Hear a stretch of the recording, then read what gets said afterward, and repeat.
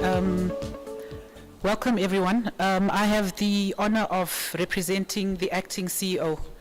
I have the incredible honor of representing him because he didn't tell me what to say, but I'm standing here on his behalf. So, yeah, where he is, I'm sure someone will tell him what I said. You know, today, ladies and gentlemen, is a very auspicious event. It's auspicious being an African that we have the founders of NETFA. Now, in my culture, we respect the elderly.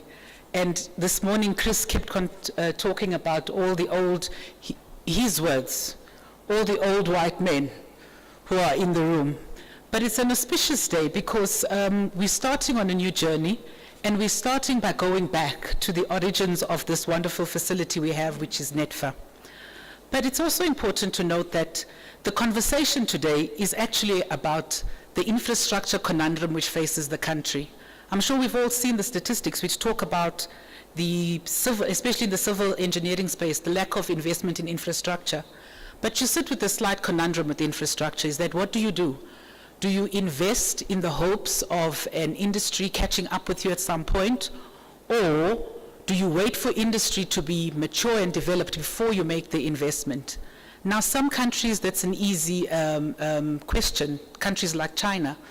China, you can go now to what were rural areas a few years back and find the most modern cities that rival anything you've ever seen in the world, which are all empty, waiting for the economies to catch up. But they plan 30, 50 years ahead, and so they have that advantage. I was just thinking this morning that 12 years ago, the SABS was still a regulator, and in 12 years' time, we're going to be in 2030, which is where the NDP wants to put us, in that we were supposed to have created a certain number of jobs by then, millions of jobs. And at this point in time, as we stand, it's 12 years to go, and what will the decisions of today yield in 12 years' time? But for most people, time scales like that are very difficult to deal with because we're very much about the now and our immediate needs. And I do think we need to introduce a shift in mindset. 3 years is too short. Right now, when we plan our corporate plan, it's a 3-year time scale. That is really inadequate when you've got to look at the longer term of where do we want to be as a country in 12 years' time. And for me, 12 years is just significant because it takes us to 2030.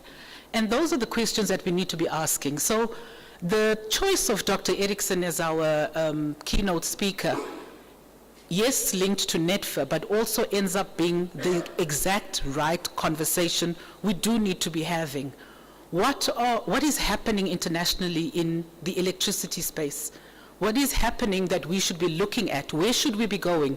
Rather than continuing, I think, our inward focus, which only looks at ourselves as we are right now. We have conversation about the fourth industrial revolution, but is the reality of that really vesting within each of us in our spaces?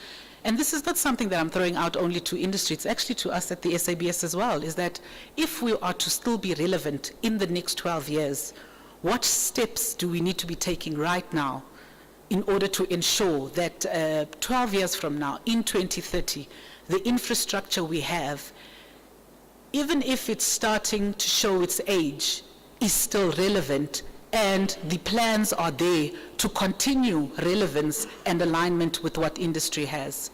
And that, for me, is one of the most important considerations that we all need to be taking, is that where do we want to go? We know where we are, but really, where is it that we want to see ourselves as an industry as well? Is that, what are the plans? It can't be that we are all going to be looking at the quarterly reports that of financial reports, because there's also that obsession of short-term planning, which is about short-term returns to investors. We do need to start looking a little bit deeper as a country to say, in 12 years' time, will we still be sitting in a situation where 60% of our economy is made up of imports? What role are we going to be playing to ensure that that has tipped and we start clawing back some of our own manufacturing. Our manufacturing has been decimated, but what decisions do we make now? What actions do we put into place now which take us to a future which looks markedly different from what is happening now? Everybody knows the economic statistics about the country. Our growth rate is barely 2%, and we probably are in a recession, even though nobody will say so. What does that mean for us in being able to then make the investments that we need to be making to take us forward?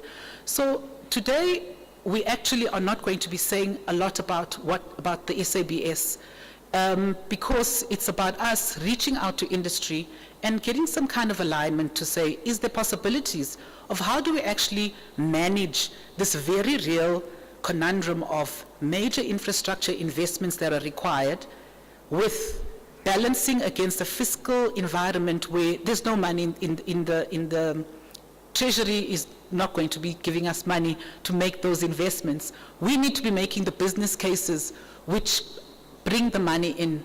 The investment summits that the president talks about, what collaborations do we need to be having to be at those summits to ensure that we get investment which meets our needs and our aims? So that as much as everybody complains about the new colonialism, sometimes you also need to be smart and know how to play the game. And if we keep ourselves out of the conversations that are actually happening, that shape the fundamentals of this country, then in 12 years' time, we will be out of the park, because probably the environment will change even more and there will be more imports and less manufacturing than there already is. So for me, ladies and gentlemen, without taking too much time, because I think there are people who are eminently qualified to speak about these issues who will be here. In summary and in closing, it's that really, thank you for your time, which is very valuable, that you're spending with us. And this was not done lightly. It's been a difficult road getting here, but we are here. And I think it's the start of many more where you will see more visibility of us as the SABS. And with us today are other executives as well as our management staff who are here to really engage and listen, not to run away from our shortcomings, but to actually be able to have the brave conversations which point to where we need to fix things. I do think it's important that no false expectations are created. We are sitting with a very real problem of the resources to be able to make adequate investment, not only in physical infrastructure, but in also in capacitating and capacity building, to be able to have the staff and who are adequately trained to be able to run the tests for us and engage with you on other platforms which show that we are very serious about the SABS mark and about the value of the work that we do within our testing laboratories.